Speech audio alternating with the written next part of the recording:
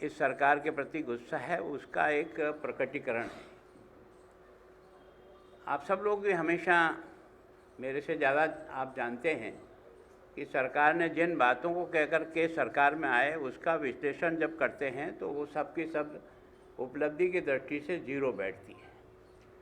और विशेष करके मैं जिस बात को कहना चाहता हूँ, बेरोज़गार बच्चों की जो पीड़ा है उसको इस सरकार ने समझी नहीं।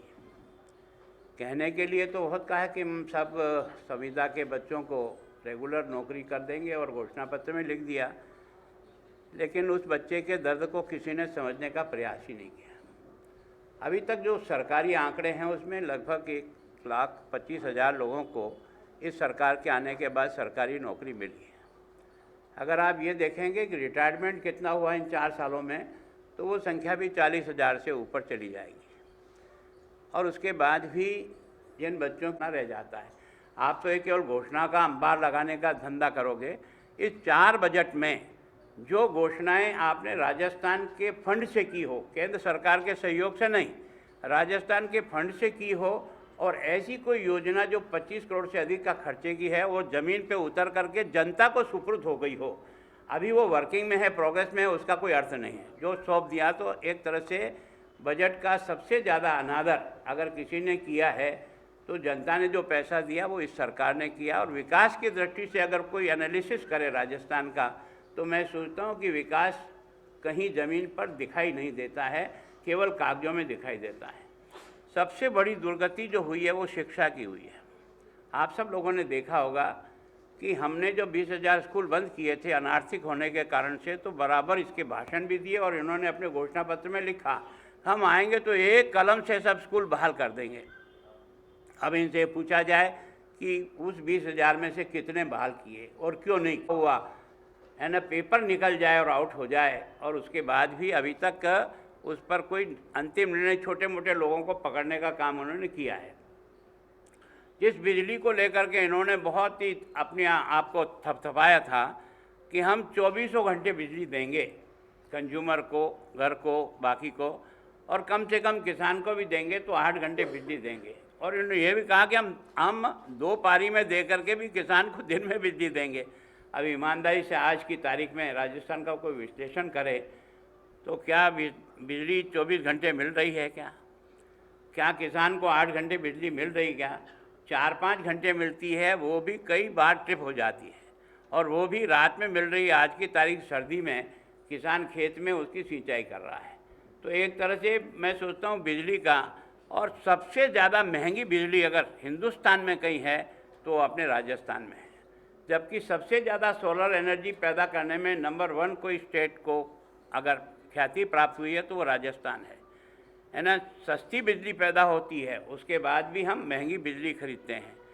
और 48 महीने में, ये जो 48 महीने पूरा जाएगा, लगभग 10 से 11 बार एक तरह से सरचार्ज जो बढ़ाना, फ्यूल चार्ज, वो लगा करके जिस प्रकार से करोड़ों रुपए की जो लुटाई हुई है, यह पहली बार लुटाई हुई है।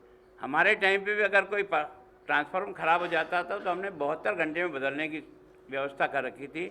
इस सरकार के ट्रांसफार्मर अगर जल जाए तो 25 दिन तक कोई पूछने वाला भी नहीं है वो किसी प्रकार से उसको ठीक होए या नहीं होए। ये जो बात कहते हैं ना, किसानों ने अपने डिमांड नोट जमा करा दिए एग्रीकल्चर कनेक्शन के लिए, जिनके कहते हैं ना कि आज आओ कल ले जाओ, ऐसी घोषणा विधानसभा में की थी कि आज कनेक्शन के लिए अप्लाई करो, आप कल कनेक्शन ले जाओ।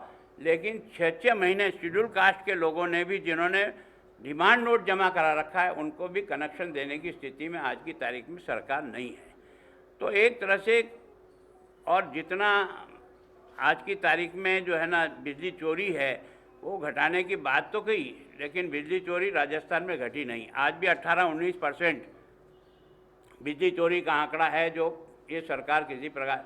और सबसे बड़ा दुख तो ये है कि हमारे टाइम पर जब 80,000 करोड़ से अधिक इन सारी कंपनियों का जब घाटा हो गया था, तो हमने उदय योजना के तहत 62,000 करोड़ रुपया एक तरह से लेकर के उनको चुका करके इनकी स्थिति सुधारी। लेकिन दुर्भाग्य से आज राजस्थान का बिजली बोर्ड की ये कंपनियां 82,000 करोड़ रुपए से अधिक के घाटे में आकर फंस गई है। इसका मतलब यह है कि किस ये जो 2020 में जो हमारे मुकदमे दर्ज हुए हैं 2,41,000, वो 21 में हो गए 2,66,000 और अभी 22 में हो गए 2,96,000। इसका मतलब 20 से लेकर 22 तक में जो वृद्धि है हमारे यहाँ मुकदमों की, वो लगभग 22.69% है, जो अपने आप में एक है। ये कई बार कहते हैं ना, हमने इसलिए मुकदमे ज़्यादा बढ़ रहे हैं कि हमने छूट दे रखी है मुकदमे दर्ज कराने की। मैं इनसे पूछना चाहता हूँ, चाहे सरकार किसी की भी रही हो, इन मुकदमों में कोई दर्ज करने के लिए मना कर सकता है क्या? तो महिला अपराध की दृष्टि से मैं आपको बता रहा हूँ, बलात्कार, अगर कोकोई बलात्कार का मुकदमा दर्ज करने आएगा तो आप उसको मना तो नहीं कर सकते, चाहे कोई सी भी सरकार, कोई थानेदार रहा हो। है ना, 4,898 थे 20 में और 21 में हो गए हैं ये 5,877। और आज की तारीख में इस साल अभी तक नवंबर का बता रहा हूँ मैं, 6,709 मुकदमे दर्ज हुए, अर्थात 36 से 37% की बढ़ोतरी है बलात्कार में। तो इसका मतलब यह है कि सरकार की मासूम बच्चियों के साथ जो बलात्कार हो रहे हैं उसके बारे में आप व्यवहार लगा रहे हो, यहाँ जो बलात्कार हो रहे हैं उसमें इसी तरह से अगर आप शेड्यूल कास्ट में देखेंगे अपराध की स्थिति से है। आज की तारीख में तो इन अधिकारियों को केवल एक को सैल्यूट मारना है, बाकी के तो सबके चामड़े उतारना है। तो राजस्थान की जनता जिस प्रकार से अभी तहसील से लेकर एसडीओ से लेकर पटवारी से लेकर जिस बेरहमी से लूटा जा रहा है, ये इस साल का एक तरह से सबसे बड़ा जो मैं अनुभव करता हूँ कि राजस्थान की जनता को इससे, अब इस सरकार की इससे ज़्यादा असफलता आप क्या आंक सकते हो? एक मुख्यमंत्री एक अपने पूर्व में उप मुख्यमंत्री रहे व्यक्ति को गद्दार कहता है। अब ये शब्द आपकी डिक्शनरी में, अनुशासन में आता है ना, गद्दार है। और अगर गद्दार है और आप डिसिप्लिन पार्टी हो तो एक मंच पर कैसे बैठे हो यार? या तो आप मत बैठो या वो ना बैठे, दोनों में से कोई एक तो होना चाहिए ना। और अगर इस प्रकार का शब्द प्रयोग किया जाता है और उसके बाद भी इन्हें कुछ लगता ही नहीं है, मतलब इनके जो पर्यवेक्षक आते हैं या इनके जो प्रभारी आते हैं, उनके सामने जिस प्रकार का नाटक होता है और जिस प्रकार की अनुशासनहीनता होती है, जिसके बारे में वो जाकर बोलते हैं कि 48 घंटे में फैसला कर लेंगे, वो मजबूर होकर के सरकार को टिकाए रखने के लिए एक तरह से आगे बढ़ाने का प्रयास करें। तो एक तरह से एक मंत्री दूसरे पर लोग है ना, प्रमोद भाई पे जो है वो भरत सिंह जी कह रहे हैं कि इससे ज़्यादा भ्रष्ट कोई मंत्री नहीं होगा। कोई माइंसों में है, कोई जो है भूमाफियों में है, किसी को आपने देखा होगा दवाई खरीदने में है, किसी का जो है ना हमारी इंदिरा रसोई घर में है, किसी ने और, मतलब एक तरह से लूटखोरों का धंधा हो गया। राजस्थान जिस बेरहमी से लूटा जा रहा है भ्रष्टाचार में, वो वास्तव में अपनी सारी सीमाएं जो है ना वो पार कर रहा है। और जो सांप्रदायिक घटनाएं हैं, वो तुष्टीकरण की एक सबसे बड़ी मिसाल जो मुझे दिखाई देती है कि आपने देखा होगा कि स्वयं मुख्यमंत्री के